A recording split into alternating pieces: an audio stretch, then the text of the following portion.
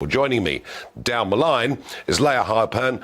She's a podcaster, but also the author of Undressing Bitcoin, not Britcoin, Bitcoin. Layah, thank you and welcome for joining me this evening. Just explain central bank digital currencies. This isn't just the Bank of England considering this, is it?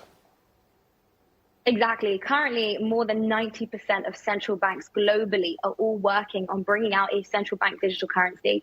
And I think it's really important to elaborate on what exactly that is. A central bank digital currency is basically what we have now. So it's fiat currency, but it's going to be entirely digital, which means absolutely in the control of the government and the central bank. So as you mentioned, government, since they own it, they're able to program it in a way that we've never seen before. So as you said, if for whatever reason you don't do as you're told and you don't take 3 vaccines, 4 vaccines, or whatever it is, the money can just be programmed to be used against you. The perfect example is right now during this supposed climate crisis where they want to implement a carbon allowance. So how do you do that? Well, it's very simple. You just program the money in a way that you cannot do with the current cash that we have. You program the money. So if, for example, you have a barbecue and you want to buy some steaks, some burgers, some sausages, whatever it is, you could actually reach your carbon allowance. So when you go to fill up your car, it could get declined because you reach your carbon allowance. So it's a really efficient way for governments to implement their political and woke agendas through the money. Well,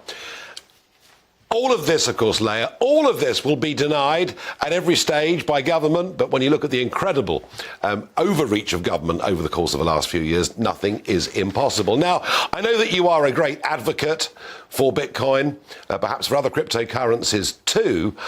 And it's, you know, this program is not here to give investment advice, but I'm thinking to myself, if we move towards full central bank digital currencies, and I don't want government to control potentially every aspect of my life, presumably this could be the biggest thing that's ever happened to Bitcoin and other crypto coins. Absolutely. During the time of the truckers, we used to say that Justin Trudeau was the best advocate for Bitcoin, because with Bitcoin, when you hold it correctly in a non-custodial wallet, which means outside of any CEO or centralized control, nobody can freeze it. Nobody can touch your funds as long as it's in a non-custodial wallet. And that's the most important thing. And, you know, you don't have to buy Bitcoin for an investment purposes. It's about being a sovereign individual, because money is the energy which fuels your life. So if you don't have control of your money, you don't have control over anything. And you, in my opinion, really just become a slave, because if the government can make your money expire, if the government can freeze it in the name of terrorism or national security, then what freedom do you have in society as an individual? You have none. And that's why, of course, I'm a huge advocate for Bitcoin, because nobody can touch it. There's no CEO, there's no centralized authority, fully decentralized, in the control of just you. But number one, you know, we've got to be honest, it is extremely volatile in terms of price. And number two, we have seen a very large number of bankruptcies in what is a pretty unregulated market. So there are risks here, aren't there? So I'll start with the price. Firstly, it is volatile. Everything is volatile. But if you zoom out and look at Bitcoin over the last decade, you can see that it is moving on an upward trajectory. Again, this isn't investment advice, but long term, if you do zoom out, it does seem to be some form of store of value.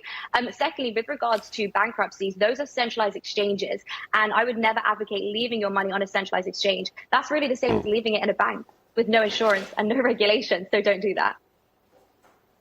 Nope. OK. Well, Layah, thank you once again for joining me on this programme. Thank you very much indeed.